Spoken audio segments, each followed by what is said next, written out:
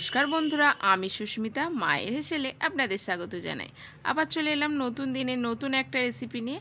আজকের রেসিপি হলো নিরামিষ গাছি কচুর রেসিপি। এত সুন্দর বানানো, সহজ, বা খেতেও এতটা সুস্বাদু, আপনারা একবার কিন্তু না বানিয়ে খেলে টেস্টটা বুঝতে পারবেন না।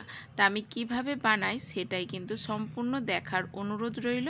একটু স্কিপ করবেন না, তাহলে আমি কখন কি মশলা দিচ্ছি সেটা কিন্তু আপনারা বুঝতে পারবেন না। তাতে কিন্তু টেস্টটাও অন্যরকম আসবে আর ঠিকমতো সুস্বাদু হবে না। আমি এখানে প্রায় 500 গ্রামের মতো গাটি কচু নিয়ে নিয়েছি। কচুটাকে দেখুন, আগে থাকতে কিন্তু আমি ধুয়ে শুকিয়ে খোসাটাকে ছাড়িয়ে নিচ্ছি। ছাড়িয়ে নিয়ে এরকম ডুমো ডুমো করে বেশ বড় বড় সাইজে কেটে নিয়েছি। একই সাইজের আমি আলু নিয়েছি দুটো, সেটাকেও কেটে নিয়েছি। আপনারা আলু যদি না চান তাহলে আলুটা স্কিপ করে শুধু কচু দিয়েও কিন্তু এই রেসিপিটা বানিয়ে নিতে পারেন। এবার আলু আর কচুটাকে ভালো করে ধুয়ে নিয়ে গ্যাসটাকে অন করে একটা কড়াই চাপিয়ে দিলাম, আর 2 কাপ মতো জল আর 1 চামচ মতো লবণ দিয়ে দিলাম। দিয়ে ভালো করে 2 থেকে 3 মিনিট মতো এরকম আলু আর কচুটাকে একটু ভাপিয়ে নেব। সম্পূর্ণ কিন্তু একদম সিদ্ধ হবে না, আবার ওপরের গায়ের কালারটাও কিন্তু সুন্দরভাবে একটু চেঞ্জ হয়ে যাবে। কচু কিন্তু অনেক রকমের কচু আছে, গাছ যে মুখ চুলকায় তার জন্য এইভাবে ভাবিয়ে নেবেন, তাতে কিন্তু মুখটা চুলকাবে না। এবার একটা বাটনা করে নিলাম। বাটনার মধ্যে নিয়েছি 1 ইঞ্চি আদা, 2টো শুকনো লঙ্কা আর 1/2 চামচ মতো গোটা জিরে। সেটা শিলনোড়াতে সুন্দরভাবে পেস্ট করে রেখে দিলাম। এবার দেখুন কচুটা সুন্দরভাবে হাফ সিদ্ধ হয়ে গেছে।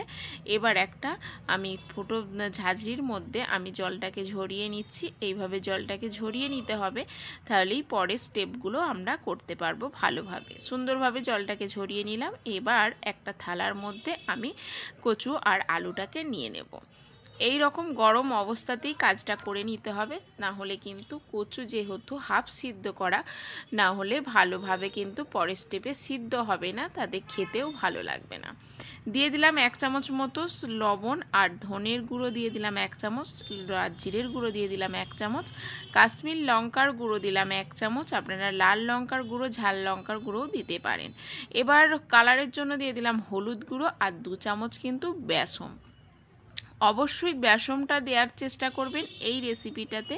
এই রেসিপিটা কিন্তু মেন উপকরণ হলো বেসন। বেসনটা দিলে কিন্তু এই রেসিপিটা অন্য রকম একটা স্বাদ আসে আর খেতে কিন্তু দুর্দান্ত লাগে। একবার না বানালে কিন্তু এই মজার রেসিপিটা আপনারা কিন্তু টেস্টটা একটু বুঝতে পারবেন না। সুন্দরভাবে কিন্তু আমি এই মিশ্রণটার সঙ্গে কচু আর আলুর ভালো করে মাখিয়ে নিচ্ছি। যেহেতু গরম আছে তার জন্য এইভাবে একটা চামচ দিয়ে আমি মাখিয়ে নিচ্ছি। আপনারা যেরকম সুবিধা হবে সেইভাবে কিন্তু মাখিয়ে নিতে পারেন, আর কিছুক্ষণ রেখেও দিতে পারেন এইভাবে, তাতে কিন্তু সুন্দরভাবে মশলাটা মজে যাবে। এবার দেখুন আমি গ্যাসটাকে অন করে দিলাম আর কড়াই চাপিয়ে দিলাম, আর বেশ কিছুটা সর্ষের তেল দিয়ে দিলাম। অবশ্যই এই রান্নাটা সর্ষের তেলে করার চেষ্টা করবেন, যেহেতু নিরামিষ রান্না আর খেতে কিন্তু বেশ ভালো লাগে। সুন্দরভাবে তেলটাকে একটু গরম করে নিতে হবে। ভালো করে গরম করে নেওয়ার পর কিন্তু কড়াইয়ের গায়ে ভালো করে মাখিয়ে নিতে হবে। কচু আর আলুটা কিন্তু হাফ সিদ্ধ, কড়াইয়ের গায়ে না হলে আটকে যাবে। দেখুন বেশ মিডিয়াম ফ্লেমে আমি এইভাবে কিন্তু কচু আর আলুটাকে দিয়ে দিলাম, আর দিয়ে ভালো করে কিন্তু নাড়াচাড়া করে আমি ভেজে নেব। দেওয়ার সঙ্গে সঙ্গে কিন্তু নাড়তে যাবেন না, তাহলে কি হবে, কড়াইয়ের গায়ে আটকে ধরবে, সেইভাবে কিন্তু ভাজা হবে না, দেখতেও ভালো লাগবে না। আমি কিছুক্ষণ পর পর দেখুন এইভাবে কিন্তু নাড়াচাড়া করে ভেজে নিচ্ছি। প্রায় 5 মিনিট মতো কিন্তু মিডিয়াম ফ্লেমে আমি এই আলু আর কচুটাকে ভেজে নিয়েছিলাম। ইউনিক একটা রেসিপি, হেভি মজার রেসিপি, খেতেও কিন্তু অসাধারণ লাগে। যারা কচু খেতে পছন্দ করেন না তাদের জন্য আজকের রেসিপিটা একবার বানিয়ে খেয়ে দেখবেন, বারবার যেন এইভাবেই কচুর রেসিপিটা বানাতে ইচ্ছা করবে। সম্পূর্ণ একটা নিরামিষ রেসিপিটা যে এত সুন্দর খেতে লাগে তা আপনারা কিন্তু না বানিয়ে খেলে বুঝতে পারবেন না। সুন্দরভাবে ভাজা হয়ে গেল, আমি অন্য একটা পাত্রে তুলে নিলাম। আর ওই কড়াইয়ের মধ্যেই বেশ কিছুটা সর্ষের তেল দিয়ে দিলাম, গোটা জিরে, একটা শুকনো লঙ্কা ফোড়ন দিয়ে দিলাম।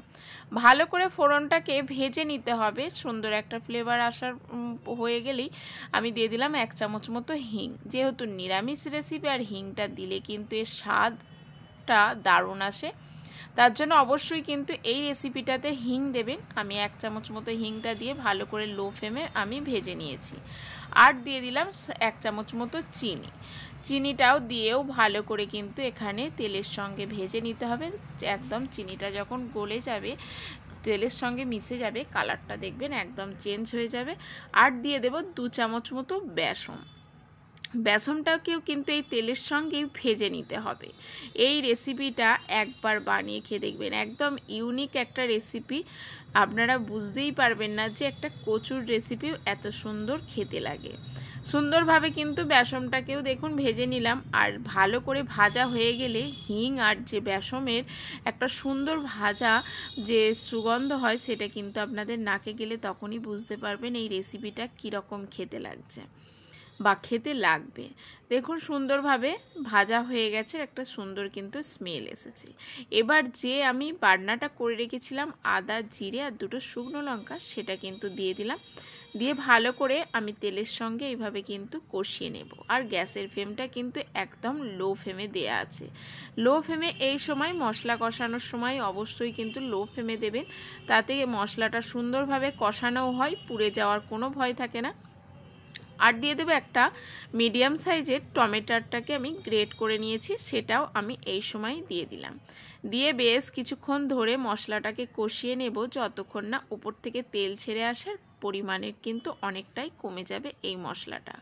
একদম মিডিয়াম ফ্লেমে আমি মশলাটাকে কষিয়ে নেব কিছুক্ষণ ধরে। আর কালারের জন্য দিয়ে দিলাম এখানে হলুদ গুঁড়ো, একটু কাশ্মীর লঙ্কা গুঁড়ো আর স্বাদ মতো লবণ দিয়ে সব কিছু কিন্তু ভালো করে এখানে কষিয়ে নিতে হবে। আর লবণটা কিন্তু একদম মাথায় রেখেই দিতে হবে, কারণ আমি সিদ্ধ করার সময় লবণ দিয়েছিলাম, আর যখন আমি কচু আলু মাখিয়ে নিই তখনও কিন্তু আমি লবণ দিয়েছিলাম।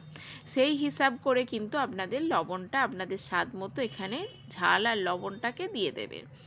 দিয়ে সুন্দর করে কিন্তু মশলাটাকে দেখুন কষিয়ে নিচ্ছে। এত সুন্দর একটা মশলা কষানোর যে ফ্লেভারটা এত সুন্দর আসছে, সেটা আপনাদের না আমি দেখাতে পাচ্ছি, কিন্তু গন্ধটা আপনাদের দিতে পারছি না। তার জন্য কিন্তু রিকোয়েস্ট করলাম যে এইভাবে একবার কচুর রেসিপিটা বানিয়ে খেয়ে দেখবেন। আর আমাকে কিন্তু কমেন্ট করে জানাতে ভুলবেন না আমার এই রেসিপিটা কেমন লাগলো আপনাদের। অবশ্যই কিন্তু কমেন্টের আশায় আমি থাকবো। দেখুন সুন্দরভাবে মশলাটা কষানো হয়ে গেল। এবার ভেজে রাখা যে কচু আর আলুটা আমি দিয়ে দিলাম মশলার মধ্যে। মশলা দিয়েও কিন্তু আমি বেশ কিছুক্ষণ ধরে কষিয়ে নেব, প্রায় 5 মিনিট ধরে এখানে কষিয়ে নিতে হবে একদম লো ফ্লেমে। তাতে কি হবে, আলু আর কচুর গায়ে সুন্দরভাবে মশলাটা দেখবেন লেগে যাবে।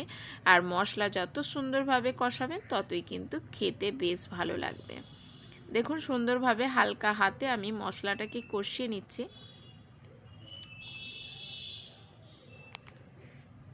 একটা ইউনিক রেসিপি আজকে আপনাদের সঙ্গে শেয়ার করছি। আশা করি আজকের রেসিপিটা আপনাদের খুবই ভালো লাগবে।